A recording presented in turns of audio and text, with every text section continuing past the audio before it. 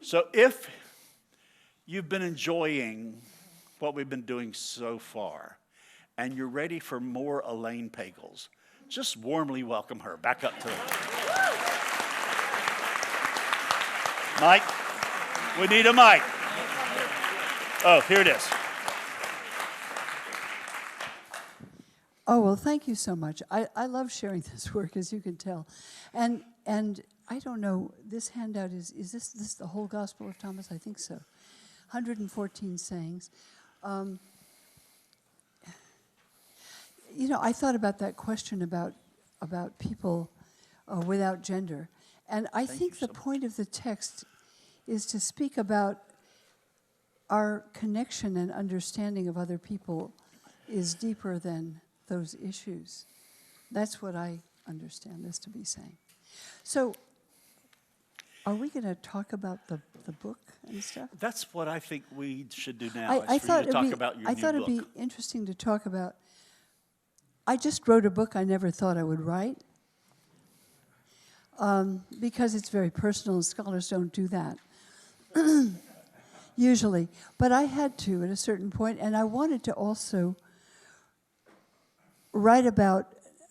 I was a little uncomfortable with talking about a lot of tragedy last night. I don't like tragedy, and we all have a lot of grief. You don't need to know. You know what I mean? Didn't want to write a grief memoir. It's not that. I wanted to write about why religion, why I do this, why I love this study of the history of religion, how it can open up things, spiritual things, and also problems in our culture. And so that's what this book is about. And shall we do that? Shall we sit? Or let's do. Is it okay to sit? Can you hear us well enough? If so, I'll do that. Good. So tell us about the book. How did it come to be? Why did you say, okay, despite the fact that I don't want to write a grief memoir, I do need to put this down? And I've got a million other questions. But start there, the genesis of the book, and what was the tipping point about your writing it? Well, people have asked me, and I put this at the very beginning of the book, are you religious? Or is this just some kind of intellectual exercise? And I thought, I don't know what you think intellectual exercise is, but like physical exercise, if you do it, it really matters. And anything that's written with passion, whether it's about Shakespeare or World War II or what's going on in this country today, people are writing with passion. If not, just don't bother to read their stuff. So yes, it mattered a lot to me. And they said, well, are you religious? And I just sort of said, incorrigibly. That's why I had to figure this stuff out and think about it. And also in regard to what we were talking about last night with science and religion, when I met my late husband, he was a theoretical physicist. He said, why religion? Why don't you do something that has to do with impact in the real world? And I said, why do you do elementary particles? Anyway, we were both trying to understand something fundamental. And we sort of came to an understanding of that. But also, having been brought up to think religion was on its way out, I didn't know why I was so engaged with it. And I think it has a lot to do, as I said last night, with the emotional power of these traditions, for better and for worse. They've been used in many ways. They articulate values of the culture thousands of years ago, and do we still have to live by them? And why those? And I was just talking to somebody about the secret gospels, and I want to say it's not that we now throw away the others. This just opens up a much smaller. Christianity is wide. It goes from Pentecostalist, Russian Orthodox, Christian Science, Catholic. You name it. Orthodox churches throughout the world. A huge, huge variety. But beyond Christianity. There's a lot, the Christianity as we've come to know it, as it's been passed down in traditions that identify as Orthodox. There's a lot more that we didn't know.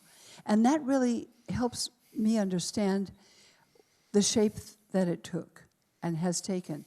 And also, I think if it doesn't change in every generation, this would have died. I mean, we don't worship Zeus anymore. At least I don't know anybody.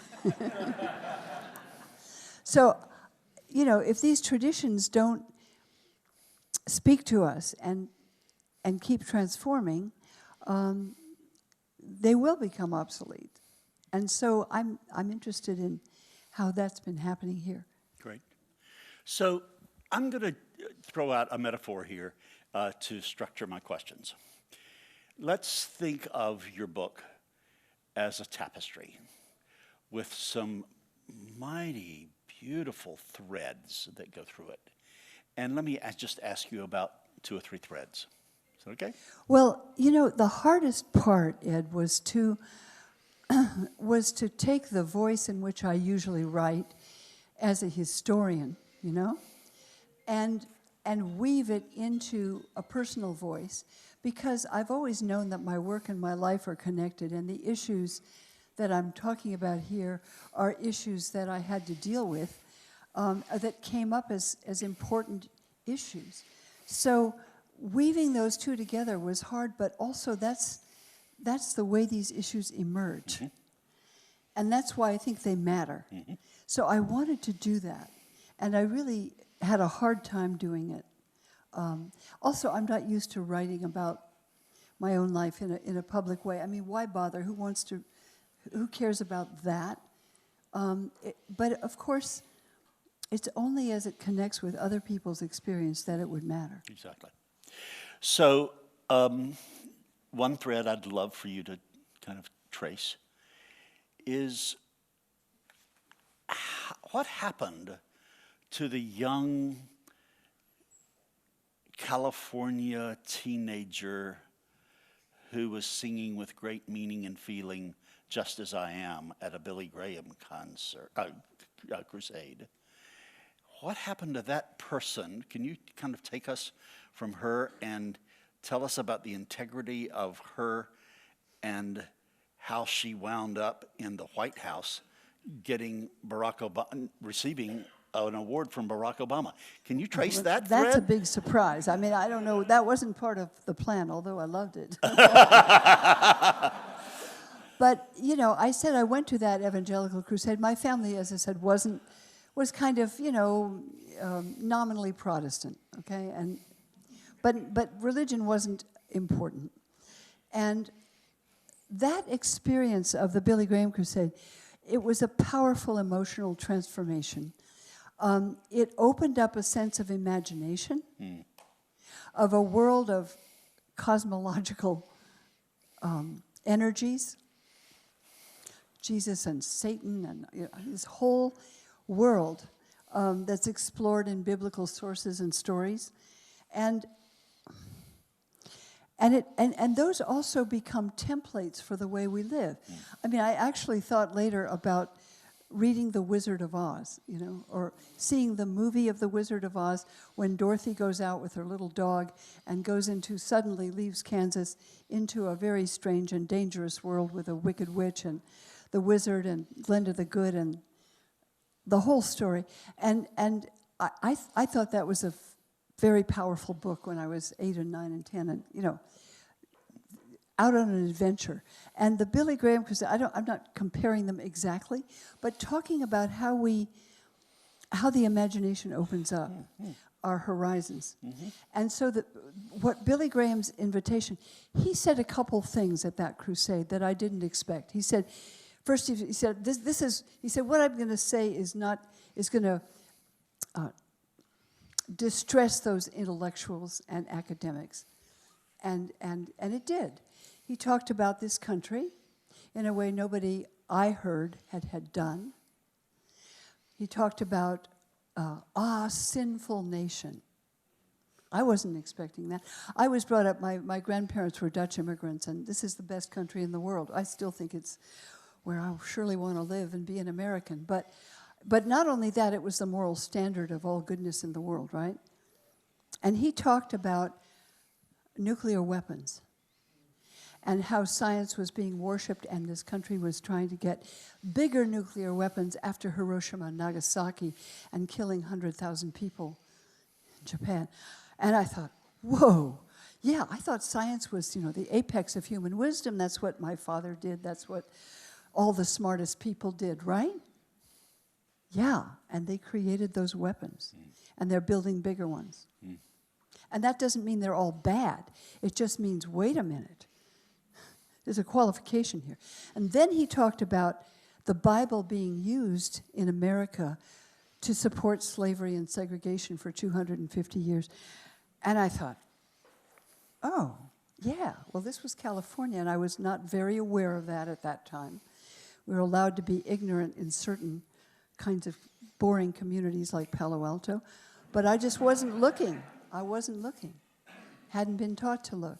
So I was really stunned by what he said about America. And then he said, and so I was really taken aback and moved. And then he said, but, you can be born again, you can start over, you can have a totally new life. Now you're 14. That is perfect. I just thought, yes. Yes, I want to have a new life and be a new person and be on a huge adventure out there in the universe. So it was great.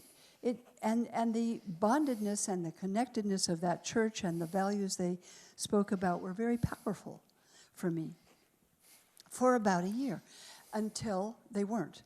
And they weren't at a point, and part of it, I must say, part of my problem, evangelical Christianity has a lot of power. I'm sure many people here know that. And his preaching did. But it's also based on fundamentalism, which is quite American, the idea that everything in the Bible has to be taken literally. This is not what you find in the fathers of the church from the 2nd century on. They know these stories are what Marianne Moore said about poetry.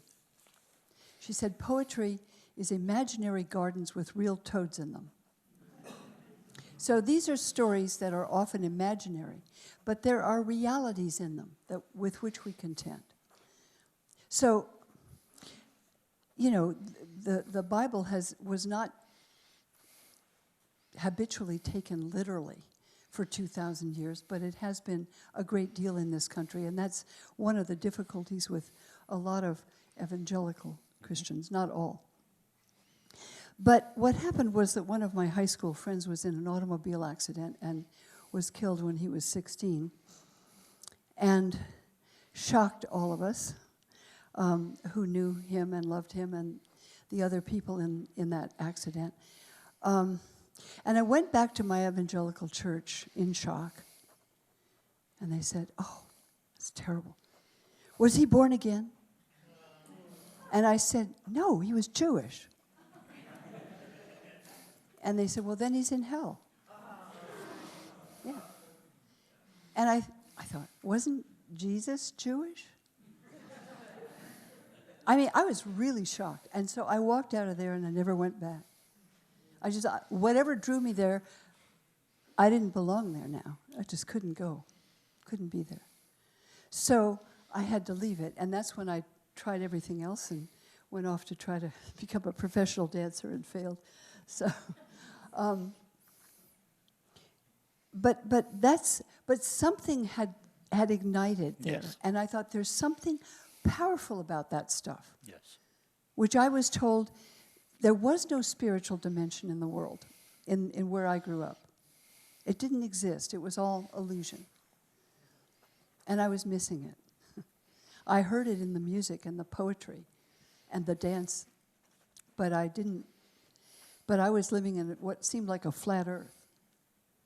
So I was looking for something that spoke about a spiritual dimension. That's what I went looking for. And that's, I think a lot of people are like that, and they don't find it in the churches that claim to represent exactly what Jesus taught. And I don't mean just one kind. I mean whether it's all of them claim to do that. So just to stay with the spiritual dimension, so I love your naming it that way. So what did you do with your love and appreciation for and respect for the spiritual dimension when you walked out and went through all of those things, went to New York, studied with Martha Graham? How did the spiritual dimension within you transform to be standing there in the White House? Well, first of all, whatever we're calling a spiritual dimension doesn't have to go through religion, right? Right, absolutely. I have so many friends who find in music, in dance, in science, in love of nature, in helping other people. There are many ways people explore a spiritual dimension besides in religious traditions. Mm-hmm. So I went and found, and there were other people looking for new kinds of communities, like the musicians that I met. But later I just thought, what was it about that? Mm-hmm. So I went back to try to find out, and that's when I thought, oh, it's a much bigger world than I ever thought there was about Christianity. And this text really spoke to me and many others. And as I say, I wouldn't throw away the Gospel of Mark. It's one of my favorites. It's powerful. But if you add this one to it, you've got a lot more openness. So a parenthetical question about that. In your own personal life,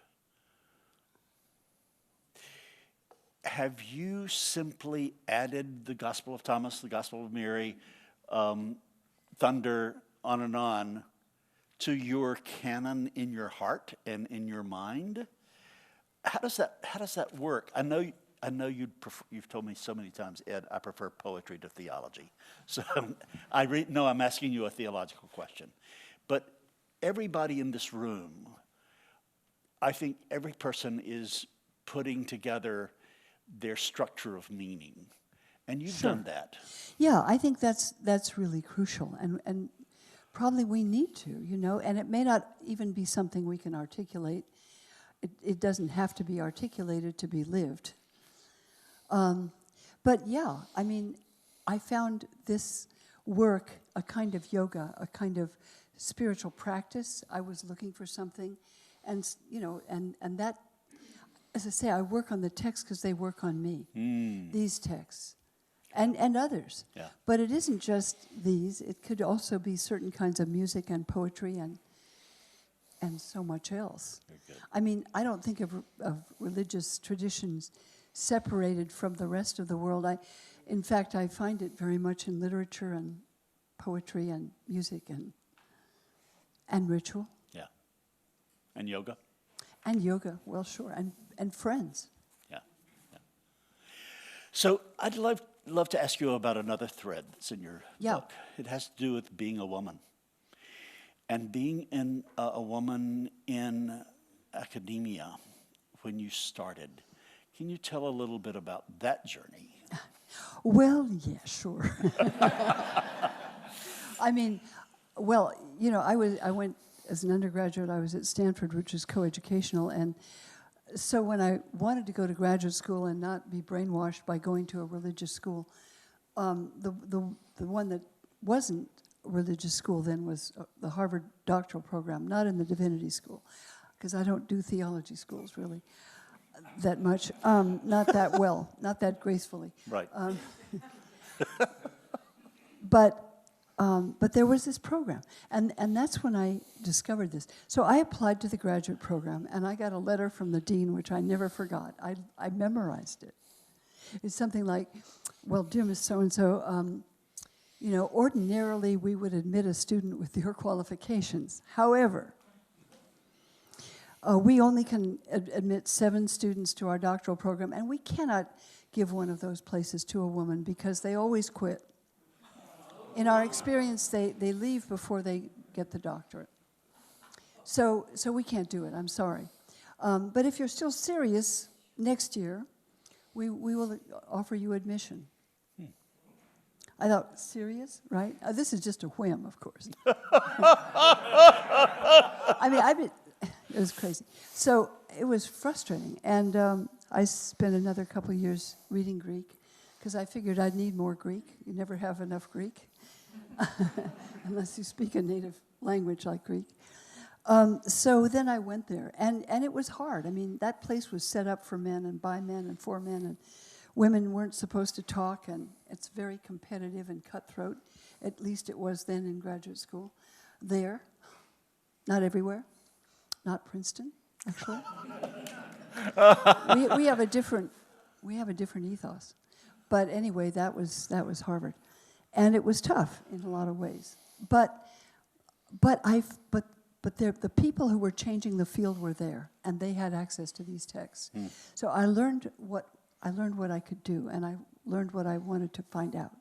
So that I loved, and I went on to do it. And there were so many other issues that came up about issues of gender and sexuality, issues about politics, issues about the origin of evil and Satan, which we talked a little about this morning. I love this work because you also have. I also want to say when I teach my students about the early history of Christianity, I want to say, I'm not selling this. I'm not necessarily an advocate for Christianity. There are things about it that I do love, or I wouldn't do it. But it's not my job to say it's all wonderful, because there are aspects of it that are corrosive and dangerous and harmful to people, and have been for centuries or millennia, or are now and didn't used to be because they came out of a culture which was completely different. So we have to, and it's liberating to think about how we make those decisions. I've been talking to my students, some of them said, I just didn't dare think about these questions. Last week we were talking about the story of Noah and the story of Ham, right? And one of my students who's biracial said, well, I've always been told the Bible endorsed slavery, but I just didn't bother with it because I didn't want to know. And I said, well, it's not that the Bible endorses slavery. The Bible is a compilation of a lot of things, and there are texts there that take it totally for granted, yes. And there are texts there that have been used for thousands of years to endorse certain kinds of harm, terrible harm to people. And so, knowing that, we have to pick and choose. They say that's heresy. Picking and choosing, cafeteria Christianity, who do you think you are? Well, I know who I am, and I have to pick and choose. The word for choice in Greek is hairesis, from which we get the word heresy. So Bishop said, picking and choosing is wrong. It is hairesis. Well, it's choosing. You have to choose. If you're here today, you're not somewhere else. If you're in this kind of community, you've chosen this one and not many others, or this one with many others, or whatever. But we have to choose, obviously, all the time. And in these traditions, we can't just swallow them whole because they're indigestible. So true. So true. So that's what this work is about. So the quote-unquote Gnostic Gospels is one way of describing your central academic life. And yet, I loved your saying that we've been through at least 3 or 4 different levels of understanding of what they are and what they do and when they were created, et cetera. And you've been central, Elaine, to saying, no, that was a misinterpretation. I think it's better to see them this way, that way, that way. That's been a help to all of us. It certainly has been a help to me. And it also, on the process level, I'm very interested in emotional, psychological, and development and how that impacts our faith. it also was that kind of, to use a lack of a better term, finding your voice and saying, this is what I believe.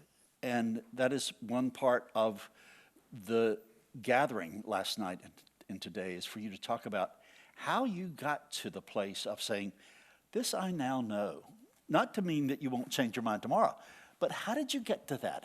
What was the process? That's an interesting question. I've been thinking about how that happens with people. And also what I came to feel, as you know, and said something about it last night, that all this talk about belief is not necessarily the central question. Right. Right. I think of these traditions, not just Christianity, but Buddhism, Hinduism, Judaism, Islam, having a great deal to do with practice, with attitudes, with ways of treating people, with chant, prayer, worship, celebration. I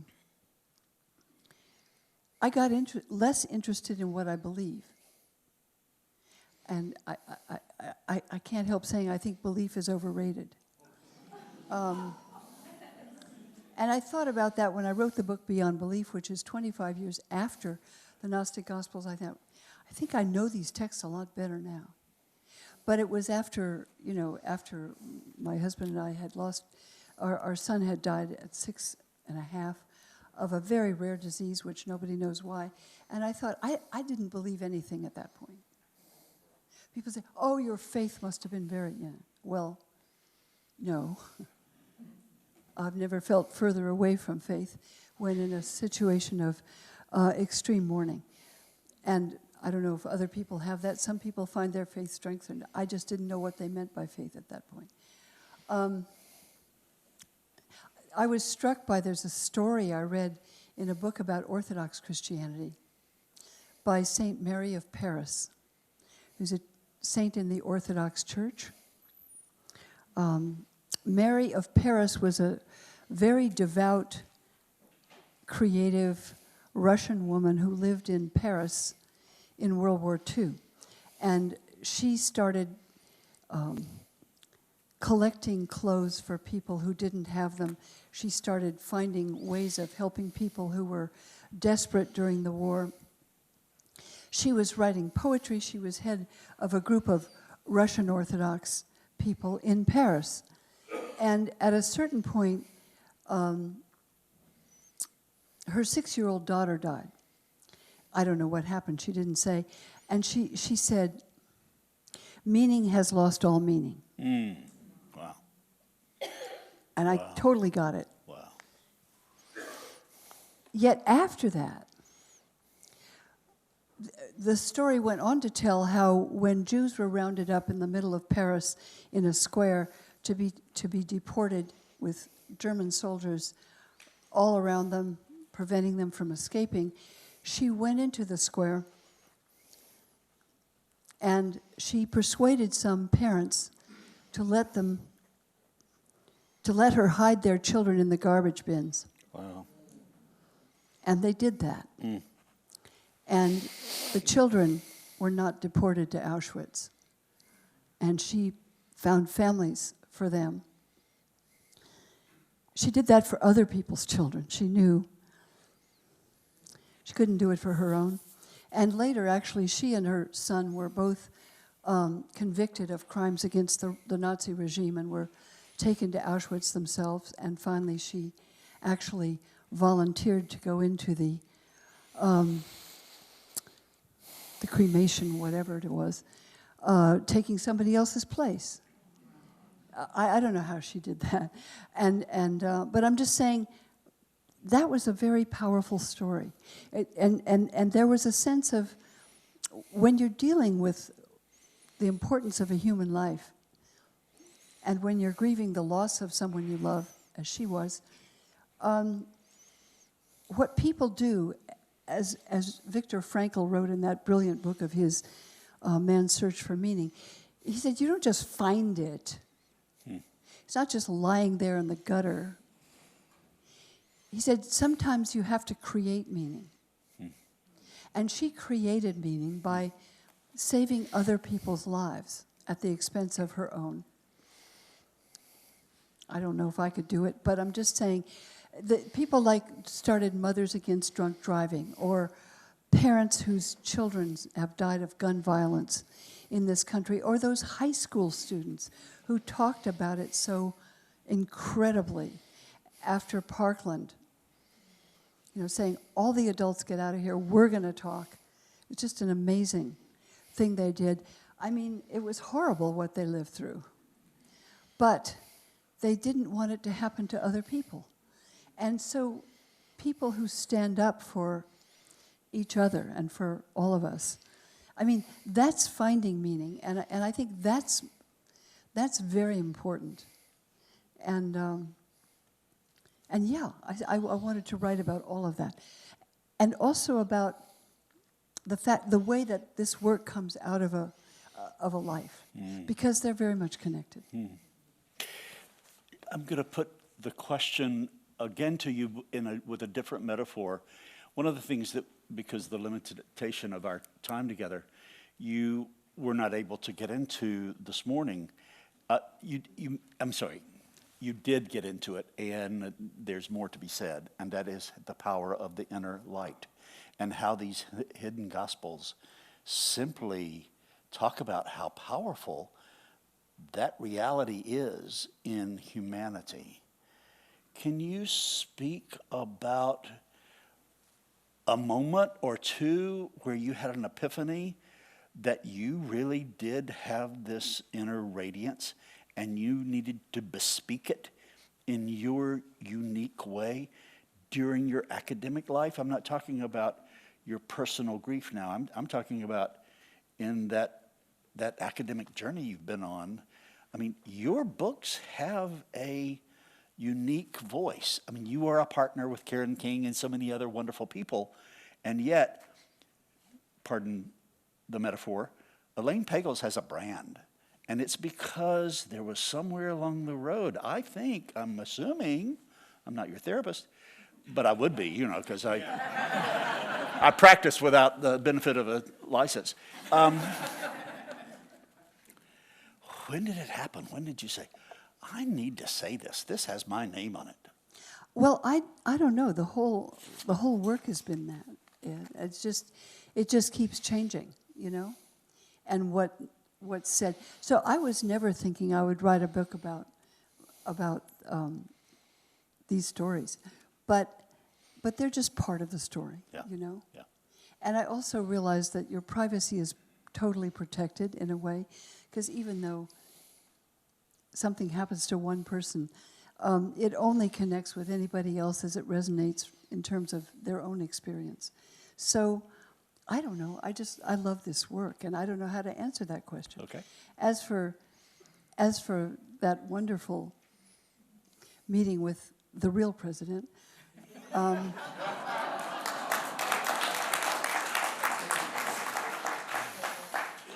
that was very moving. I had always wished I could meet him, would never imagining it would happen, and was very moved when they said, this comes from your country, not from your colleagues. I thought, whoa, okay.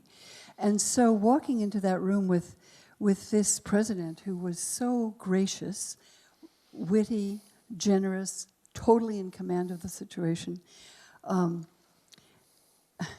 just had to say to him, thank you for bringing honor back to this country, because I was so disturbed about the war in Iraq, which Bush allowed to happen, which killed so many people. And I'd been working in the Middle East, and at the time thought, how do you turn the entire Arab world against the United States? How do you do that? He was doing it. And radicalizing, hatred for America. I've been in Egypt a lot. Egypt loved America, but no more. And so that was one thing. And it was a glorious day because it celebrated, and the president had chosen people in the arts who looked like America. It was a very wide spectrum of musicians and people who'd contributed. Under my name, it said Elaine Pagels, Prison University. And I thought, well, that's a funny way to misspell Princeton. And it really isn't that bad. But then I discovered the person receiving the award after me had started a university in San Quentin Prison in California. And so it was being given to that project. And it was wonderful. And there were many others who were making a significant difference in the world. And it's wonderful to see that happen, and I hope we see it again. Yeah. So we do, I think, I need to ask you a question about the loss of your child and the loss of your husband. I'm going to frame it this way. So when you and I were speaking on the phone about constructing this weekend, I said, I'm really, Elaine, interested in inviting you to say, this I now know, and in this I now hope. And your response was, hope has been very important to my life. And without revealing who it was, you said that someone who was very close to you, in response to these tragedies, gave in to despair, and you made a commitment at that point to be a person of hope, not despair. Do you mind unpacking that? Yeah, I mean, this is just after our son died, and this was a very rare disease. He had a wonderful child. My husband and I decided that I did go to a psychiatrist then, and he said, well, why don't you think of your students as your children? And I thought, I'm not that sick. I mean, come on.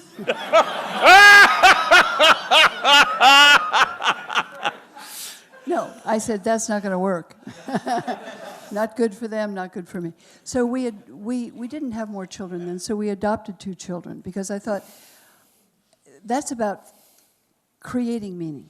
I thought we couldn't give our passionate love to that child that we adored, so we would just scrounge around to get any child we possibly could and try to give it what we wanted to give to him to these other children. So we adopted 2, and babies.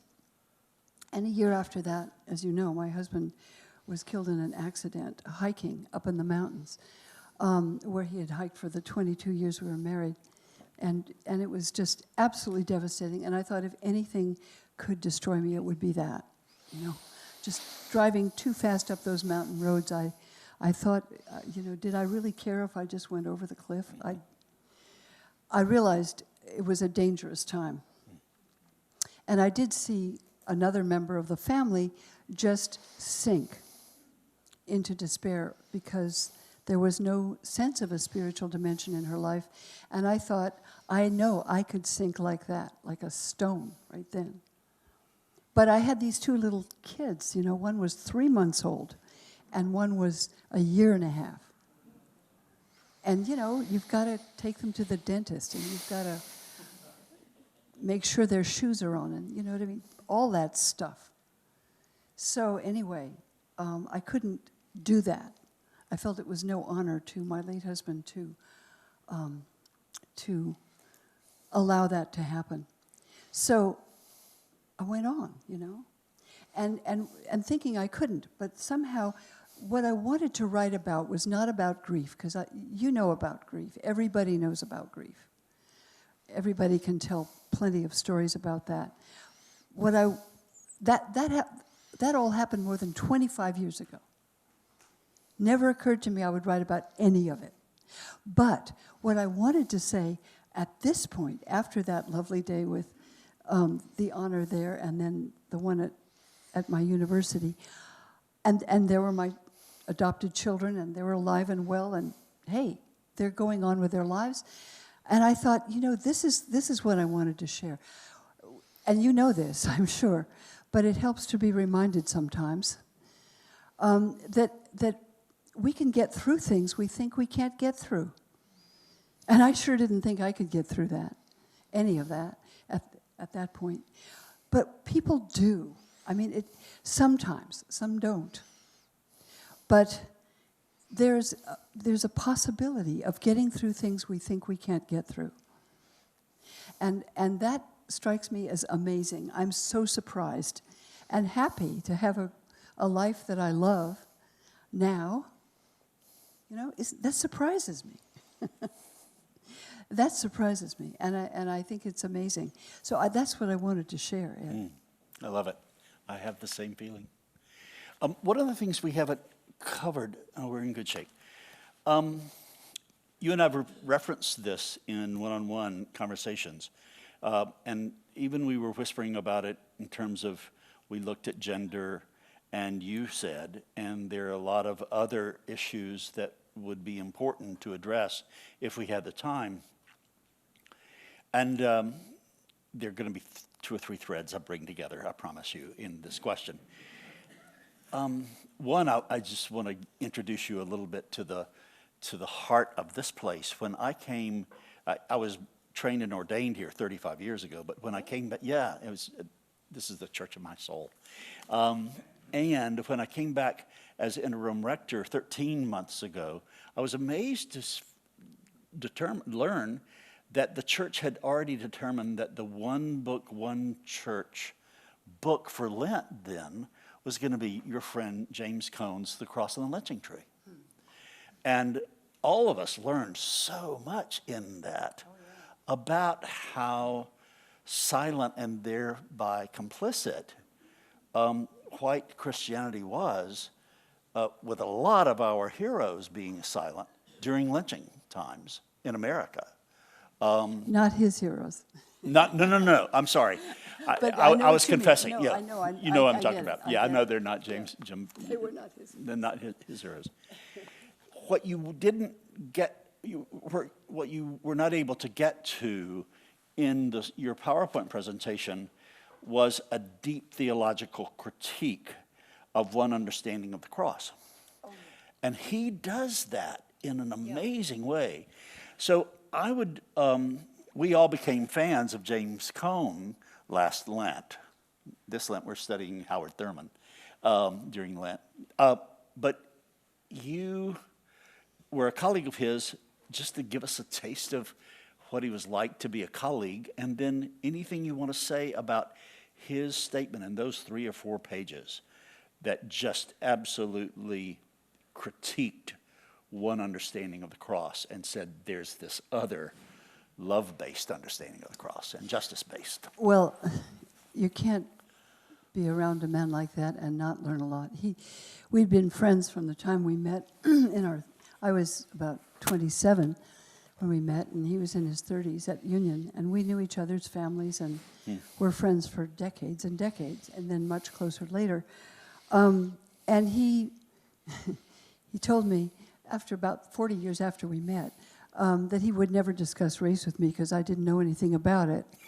And I was insulted. I thought, I know enough. What are you talking about? Well, he was right. I didn't know anything about it. I really didn't. Growing up in California, I sort of knew what people who think they're liberal know. White people. So I learned a lot. And he was writing in criticizing people who talked about the crucifixion as a negative story, because he was saying, this is how black people survived lynching. This is how we got through. This is that sense that even when the worst things happen, you can still go on. And he talked about how that happens, and the power of those traditions was utterly stunning. In fact, I can show you some of, this is not what James did, but it's a different understanding of what the life and death of Jesus means. This is I'll just be really brief. It's called the True Gospel, and I think it claims to be the secret teaching of the Apostle Paul. Believe it or not, the Gospel of Truth. And it tells a myth about the creation of the world. And it's about how when all things came forth from the Father, they all searched for him, but they couldn't find him. They wandered in anguish and terror in the dark like lost children. All the beings in the world were lost when they came into the world. And so the Father sent Jesus into the world to teach all of the beings in the world who they really were, to teach them what was written in their heart, which is that they came from him. But that when Jesus descended into the world, the rulers of the world, Paul says, this is in 1 Corinthians, didn't recognize him, so they crucified and tortured him. But the divine source defeated their conspiracy and turned the most horrible crime into a means of revelation. And this book suggests that the eating of the bread and the drinking of the wine, it says, he discovered themselves in him. He discovered them in himself, and they discovered him in themselves. And that the meal is a way of finding that the divine source is within you. And it talks here about the death of Jesus not because of atonement for sin simply, although it can be read that way in John. Another way of reading it was to say that he came here to show us who we are, and to show us that although we cannot know the source, God, we can know that we're connected with the source and with all beings, and that we all go back to him. It's a very powerful text. It says, if you don't know that we're all from that source, this text says you live in a nightmare of fear and danger. But if you know that you're connected with the divine source, then you have to act in a way that shows it. It says, speak the truth to those who search, strengthen those who stumble, extend your hand to those who are sick. This is what you do. I'm using the images of James, not of James Cone, of William Blake, obviously. Cone would not have used them. But he talks about the death of Jesus not simply as a sacrifice for how sinful we are. That interpretation doesn't have to be negated. But there's another one. I mean, it says, if you come into this world as a human, you die. That's just what happens. And Jesus came to teach us who we are. It's a very different thing. I think that maybe William James can take us into a different place. But again, to speak of James Cone, we came to know each other very well, and he wrote about the cross and the lynching tree in a way that nobody else could. Right. I don't like theology much because so much of it is abstract. I can't read Calvin and Calvin's Institutes. Have you ever tried that? I can't read a lot of preaching. It's a lot of the same old words. But his was about the life we live, about the political life we live, about the social life of human beings, and how people treat each other in the world. That makes total sense. And so that's a very different thing. And so I felt that I learned a huge amount through the gift of knowing James Cone. Thanks, that was perfect. So we're going to have some Q&A and end at noon, so we can let you sign some books. Oh, and may I say one more Yes. thing? He wrote a final book, which is, if you haven't read it, it's called, oh gosh, what is it called? Somebody Google it Said it for us. wasn't going to tell nobody. Said I wasn't going to tell nobody, but I couldn't keep it to myself. And that book, when I was writing my book, I said, why did you write about why you write? Because other people are going to write about you, and they are doing that, doing films. And he said, oh, I've already done that. I said, you've done part of it, but you really haven't done it. So he wrote a book, a very deep, humble, simple, beautiful book about how he came to do the work he did. Said I wasn't going to tell nobody. He wasn't either. But he does. And it's very moving. And it's a very personal book as well. Oh, good. A new one. We'll that get came out 3 months after his death. So, good. yes. Anyway, that's just something you should know. Absolutely. So before we open this up, is there a question, Elaine, that I need to ask you, and I haven't, and that you'll get on the plane and say, Ed Bacon is such an idiot because he didn't ask me this question. So No, I would blame myself if I hadn't said something that I wanted. So is there something a beat we haven't sounded yet?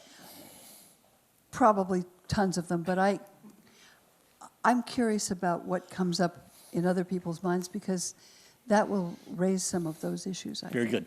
So raise your hands, please. We've got 30 minutes of Q&A, and here come the questions. Melita, stand, please, and ask your question. Yes. If you... And put it like a... Okay. Yeah, thank you. Let's imagine that you and a team of your brightest female students were given unfettered access to the vaults of the Vatican. To what? The vaults of the Vatican. All of the Unlikely closed story. doors. What would you go looking for? Well, I think there are lots and lots of other sources that we don't know. But we have plenty here to look at. One of the problems is that they're put in a collection called the Coptic Gnostic Library. And we edited all of this stuff. 51 texts were found. And they're in 5 volumes. They're really big. We have a lot of stuff, but it was marginalized by the term Gnostic, because that basically means, yeah, they're the wrong ones. And really, these are early Christian sources, most of them. And they expand the way followers of Jesus were interpreting the story. But there are Egyptian texts. There are texts of spiritual dialogue between a master and a disciple who's trying to seek spiritual understanding. And all of the images used are of the god Hermes and the god Thoth, the Greek god Hermes, who mediates between the human world and the divine world, and the Egyptian god Thoth, who was identified with him. And this is an ancient text. There's another one that sounds so much like a Buddhist meditation text, except it's taught by an angel with a Hebrew name.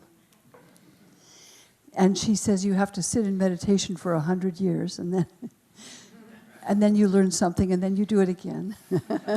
Just feels like 100 years, I think. But anyway, there are many texts that we already have that really need exploration. And some of my students, not just women, but one of them who's a brilliant rabbi is about to defend his dissertation, and he's using the Gospel of Mary and some other texts to talk about Jewish and early Christian literature in that period. We need to open all that stuff up. It's been marginalized far too long. I don't know what else we could find, but if they ever let us do that, I'll let you know. Another question? Right here. It's coming to you. Thanks, Liz. So I had read some time ago a book, the Jesus Sutras, about that Jesus had gone to the east and to what is now China, and there are these documents that were etched in some kind of stone, and they had gotten buried, and archaeologists had found them. I don't know if you could comment on that. You mentioned the Jesus Sutras. I don't know enough about them. I wish I did. We do know that the Gospel of Thomas, well, the disciple Thomas was said to have gone to India, and there's Thomas Christians in India. Now they've become quite Orthodox, Greek Orthodox, I believe. So I think there were traditions going back and forth. When I read the Gospel of Thomas, people who know Buddhism well say, this sounds a lot like some of the Buddhist sources, and I think it does. So what I'm thinking, I happen to think Jesus was a provincial rabbi and probably didn't go to India, because it's a long trip for someone like that, though many people did. But I do think the teachings went there and came back and were probably influenced by Indian traditions. We know that there were Buddhist missionaries in Egypt at the time, and the fathers of the church called them heretics. Those are heretics like all those others. So there's probably a great deal of cultural interchange and cultural mixing in these sources. There clearly is. thank you for that comment. Is there a question? Oh, yes. I'm interested in the source of the Gnostic Gospels themselves. They seem so strange to to Orthodox Christian ears, like most of us. I don't know much about it, but I know that in early, Jesus being Jewish, and he was influenced by the apocalyptic Yes. times, being a recently colonized people, and there was a lot of withdrawal. I understand. I have limited knowledge about the history, unlike you, but there was a kind of a withdrawal and a lot of social movement within Judaism at that time, at the time of Christ, I'm saying. And I wonder to what extent Jewish apocalypticism has influenced the Gnostic Gospels or the sayings that were recorded there. I'm sure it's probably mixed up with a number of threads. It's a good question. You know, these texts were discovered in 1945, practically the same year the Dead Sea Scrolls were discovered in the deserts in Judea. And the Essenes, well, I don't know if they were Essenes or not. Essenes is taken from the word Hasidim, possibly, meaning holy ones. They were a group of devout Jewish men who retreated from ordinary life and lived in a kind of what looks like to us a monastic community, a celibate community of men living in the desert, devoted to God and devoted to worship. And they were deeply protesting against Jews collaborating with the Romans, who had taken over the worship in the temple in Jerusalem, and so that the chief priest was now appointed by the Roman governor. Figure that one out. And the Roman governor had the chief priest's garments in his palace, so only the appointee that the Romans approved could be chief priest. And he was naturally pro-Roman. He was working with the Romans and had a police force of 5,000 men to keep peace in Jerusalem. That was his job, as the Romans understood it. So I do think that it's very likely that Jesus and John the Baptist and the message of the coming, God is coming, his kingdom is coming, the world is about to be changed, was influenced by the teaching of the men in that community who collected, copied what we call the Dead Sea Scrolls, right? It sounds a lot like, John the Baptist sounds a lot like them. So does Jesus in his preaching. There were also secret teachings in that. So we're now looking more at the Dead Sea Scrolls and these texts as well.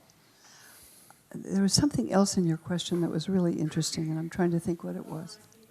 Pardon me? I'm not Colonized sure. people? Well, Colonized people who are under stress and retreating into well, they were colonized, not exactly. They were occupied by Roman forces. How did those texts get into those caves? Well, that was where the community lived, and they were suspected of plotting revolution against Rome, because there were many Jews who were, in the name of God, in the name of our common liberty, trying to start a revolution against Roman domination of Judea, which failed. And when it did, the Romans went to that community of men in the Dead Sea and slaughtered everybody, because they were either stockpiling weapons or not, but they were intensely anti-Roman. And these are the Nag Hammadi texts. No, these are the Dead Sea Scrolls. Okay, that's the Dead Sea. I'm so sorry. I wanted to ask. But Jesus, of course, was executed on the same charge. It's part of that history. My question is about the Nag Hammadi texts. Oh, yes. So how did they get into? The Nag Hammadi texts, well, they were, it's when Athanasius Right. sent a letter out saying, destroy all of those secret texts you like so much. He was writing to monks, and they were Egyptian monks and nuns who lived in monasteries that had started at about the year, soon as it became legal to become a Christian.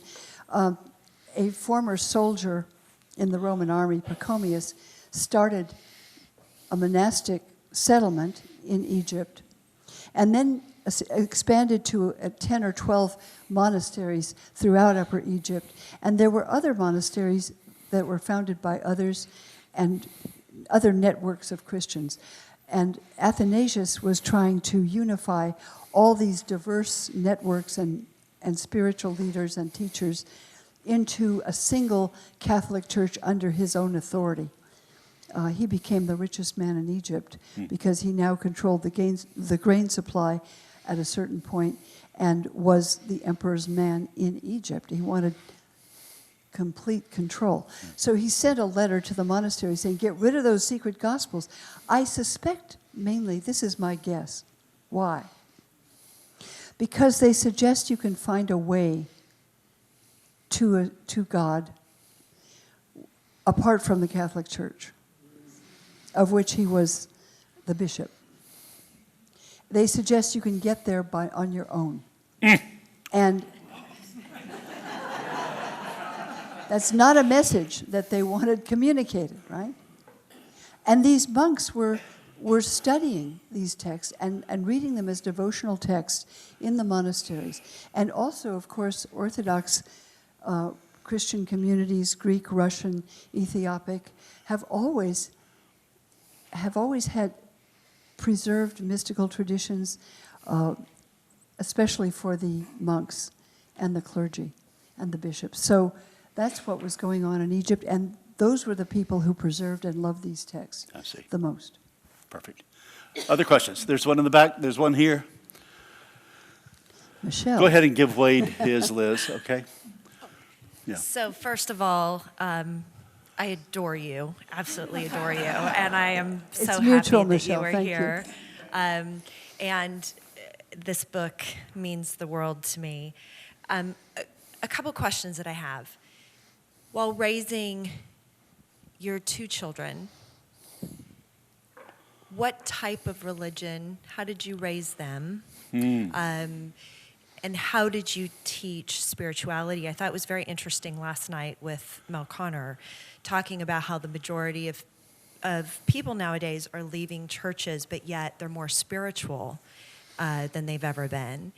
And I was reading an article last night after I left talking about how people are picking and choosing what they think is great from Buddhism and Christianity and Judaism and making it their own, or every different religion.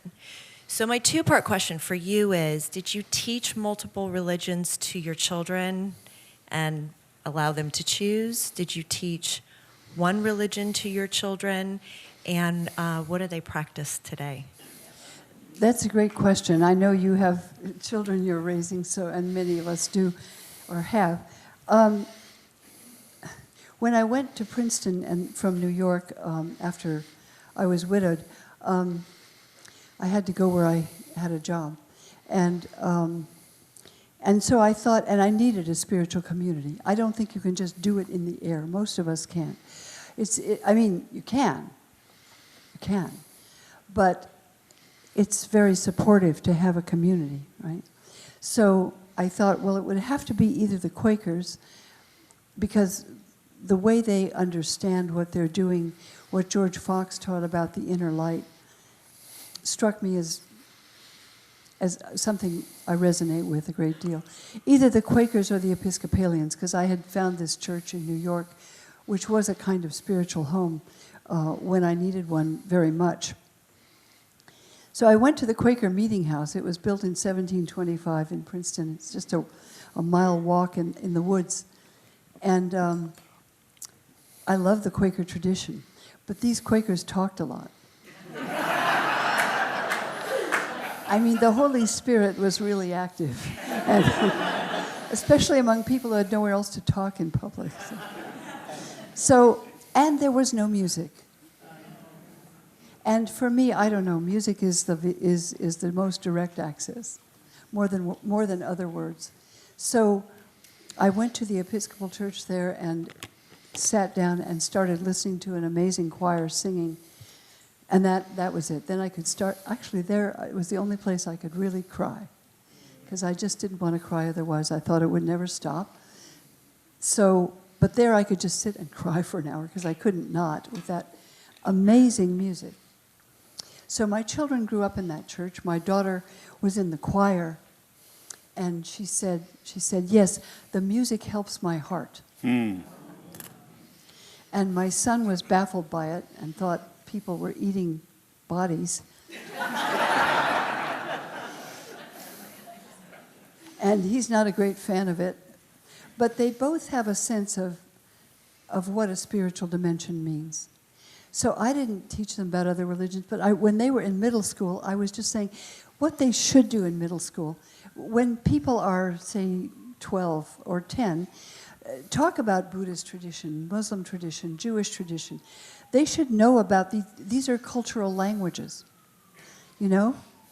And I really think that should be taught, but we don't have enough teachers, and public schools have problems with institutionalizing religious. I know the problems. It's too difficult. So I brought them up in that tradition, and they don't participate in it much, but they know about it. And I think it's powerful. I really loved what Mel Connor said about a Sabbath dinner with the children where they bless the children. I thought, would have loved to have that, too. Wade? Was it Wade? Yeah, okay. So thank you so much for being here. This is really inspiring, and I'm so glad to hear you speak in person. I love that you're showing us all these texts that were not included in the canon, this wide array of great spiritual writings. And the way I understand it is that these people didn't know they were writing scripture, or these stories weren't meant to be scripture, but I mean, it's almost like Paul's email got hacked and we got half of the New Testament, or, you know, that people, these were the writings, right? So with this canonization, all of a sudden we have this, you know, pristine little bound book and these things that are left out. I love that you've looked at pre-canonical text. I wonder if you could forecast, like, post-canonical texts. Hopefully, great things have been written since the canonization. What would you put forward as 4 texts to be considered for the 2025 version of the canon? Well, that's such a great question. Canon was created not to be the only books, but the books to read in church liturgically, right? So they're the basic books. And that's probably a good reason to have the narrative Gospels, Mark, Matthew, Luke, John, read in that context, because they're a lot easier to read. With the Gospel of Thomas, with the students, I mean, some of them say, wow, I love this. Some of them say, what? What's this about? It doesn't make any sense. So these texts require a different kind of perception almost. Some people happen to be on that wavelength and others aren't. So I wouldn't create something for worship, because I'm not somebody who creates liturgy. It's a great question, though. I can't resist it. I don't know. I think we all have our own canon lists. I mean, for me, there are many poems. There's a lot of music. Certainly the Gospel of Thomas, the Gospel of Truth, the Gospel of Mary, these are texts that I think are very valuable for Christians to know. I wonder about text written, Oh, and yes, that's a great, you know, what a lot of scholars are doing right now, and I'm just reading a wonderful book by a scholar called the Literary Imagination in Jewish Tradition. And she's talking about, as you said, these things were written as scripture. They were written as memoirs of the apostles, and then, you know, they're later put into a closed canon. There's no real need for a closed canon. I mean, it's kind of an innovation in the 2nd century in Jewish communities when they said, okay, these 22 books, and followers of Jesus said, these 27 books. But why a closed canon? You know, one could have a much more open canon and recognize that much of what is not defined as canon might be for you that. Of course, then you can get into the danger. Orthodoxy avoids the danger of everybody being on a totally different page. It gets really messy. So to create communities, we do choose, certain kinds of sources. But many scholars are saying, why do we take the Bible as if it were really set off in different colors than all the other writings of the time? And so we're looking much more at the context of what's being written and why the process of canonization worked as it did. It's a really wonderful question. Elaine, in that vein, could you share with us the poets that you kind of gravitate to, return to? Well, there are lots of them. Okay. I think of John Donne and Dylan Thomas and Mary Oliver and who else? I mean, there's so many. Okay. That's a start. Yes, you may. A mic will come to you, and let's go, Carol, right there. And a mic's coming to you now. Go. I just wanted to know if you have read Marie Howell's Mary Magdalene, speaking of poetry. No, The poet Marie Howell. Howell. Oh, yes. Of course. Yes, it's funny. And that's another part of this new book I wrote. I have to say, it's a story about Marie Howe. When I was thinking about writing a rather personal book, I was having tea with Marie Howe, and I said, Marie, you wrote this beautiful poem called Annunciation. It's about the angel Gabriel appearing to Mary, and Mary has an overpowering sense of love coming toward her in this poem. It's called Annunciation. So I used it in my class, because I teach a wonderful, I think it's a wonderful class. Okay, sorry, it is. It's called Who Was or Is Jesus? And what we do is we look at the early sources, and we look at poems and music and films and interpretations of Jesus, not just what is in the first century, but in the 21st century, and all the centuries in between, and with all kinds of different perspectives. So I use Marie's poem when we talk about the birth of Jesus, and a lot of other things. And I said, Marie, that's a wonderful poem. How did you come to write it? Now, Marie is one of 9 children in a Catholic family, and her name happens to be Mary. And she said, oh, well, something like that happened to me. But of course, I couldn't say that. And I said, why not? She said, that's the last taboo. I said, oh. Writing as if you had a spiritual experience yourself. I said, I'm going to write about that.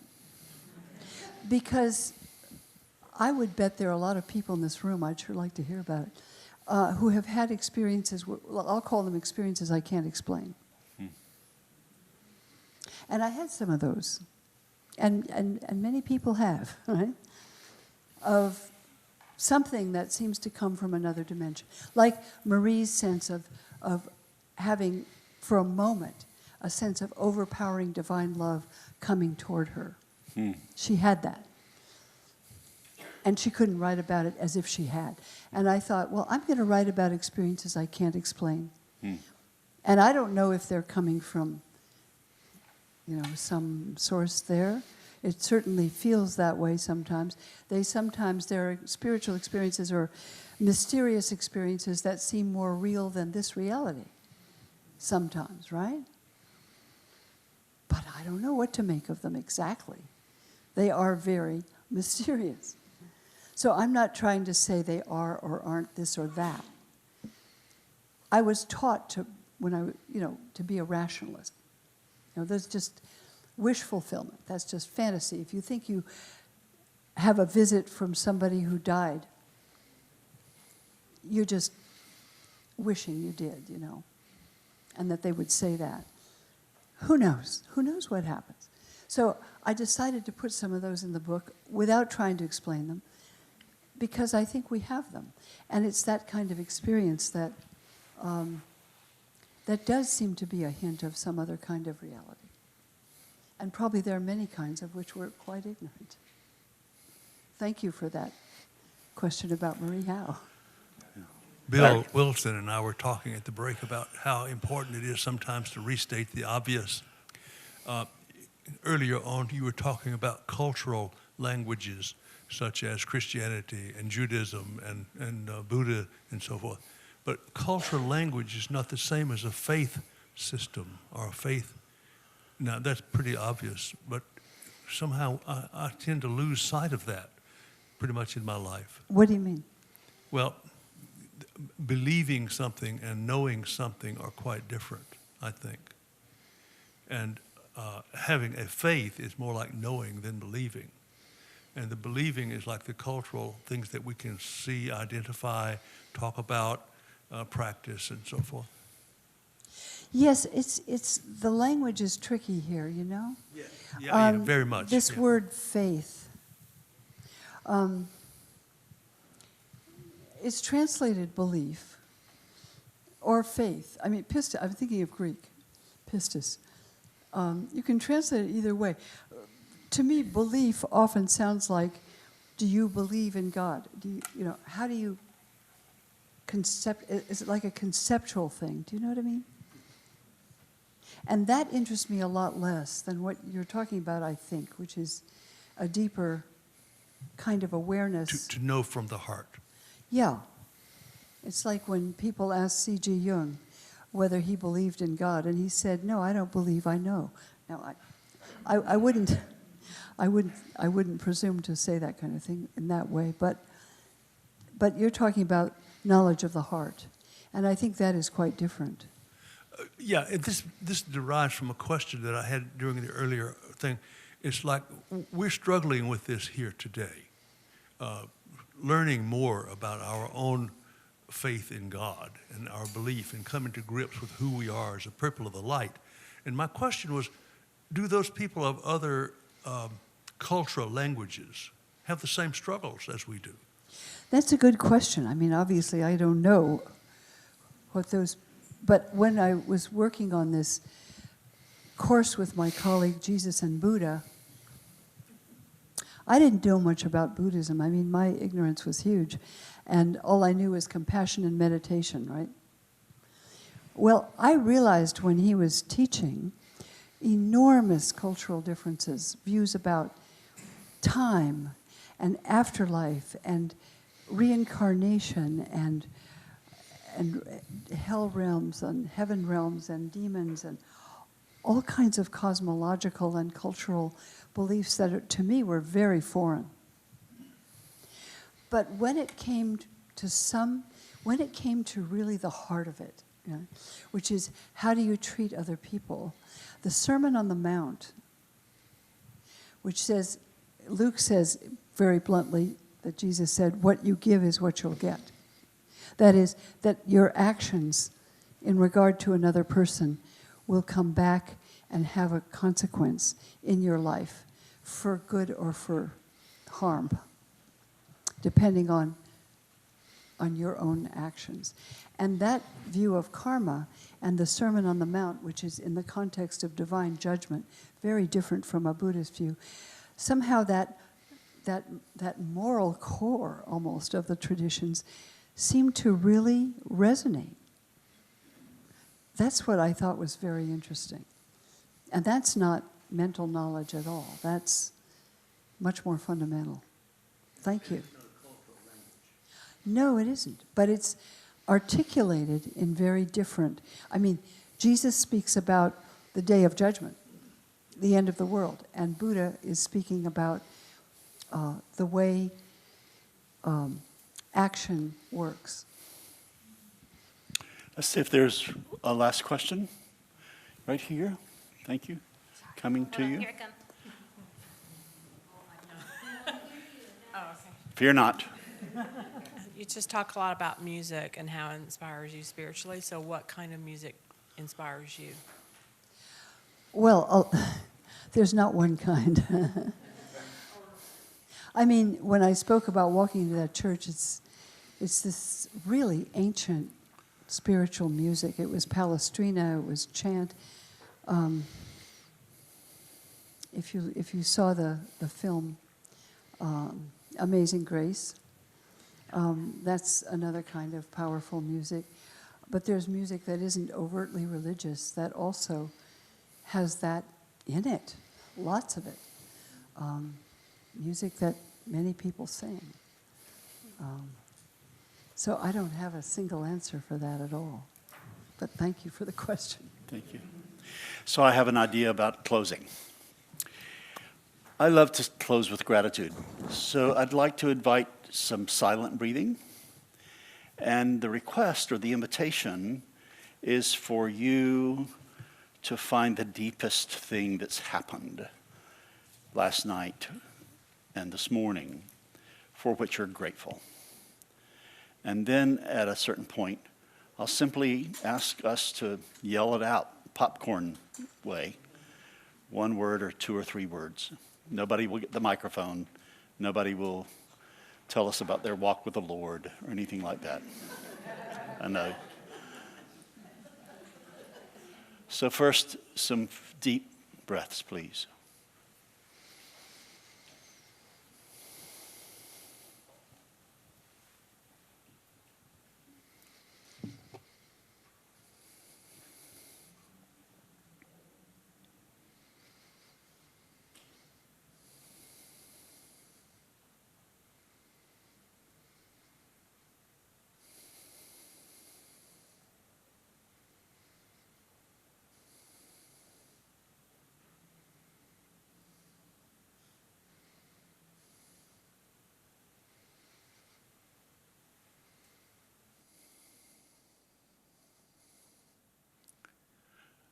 For what are you grateful?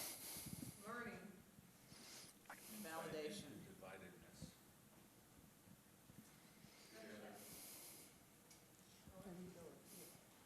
Oh, letting go. I of was fear. going to say, coming here, there's all this stuff about getting on airplanes. It's scary. The airports were maybe 25% what they usually are. Maybe that's an exaggeration. But it was scary to get on an airplane. Yeah, we did it. It came with a wonderful partner, and I'm just so happy to be here. This is wonderful, and I just felt that fear disappear. Thank you.